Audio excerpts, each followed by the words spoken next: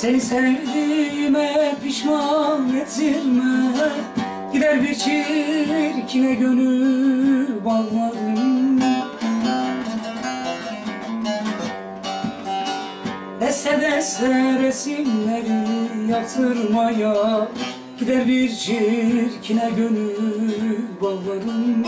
Haberin olsun. Deste deste resimleri yaptırmaya gider bir çirkine gönül bağlarım. Haberin olsun.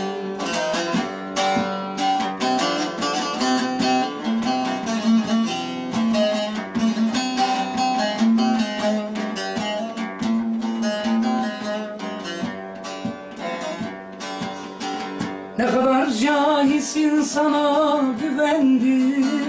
Hata bende, senden özür diledim. Gönül defterinden adını silerim ya. Gider bir çirkine gönül bağlarım. Haberin olsun. Gönül defterinden adını silerim ya.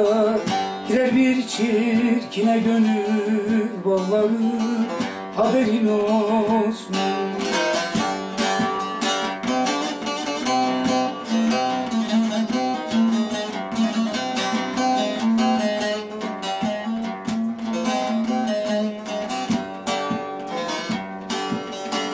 Kızıl tuğ unut gitsin benliği, çilelerden gari sana verdiğim.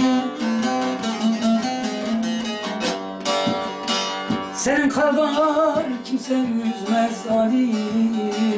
Gider bir çirkine gönül bağlarım. Haberin olsun.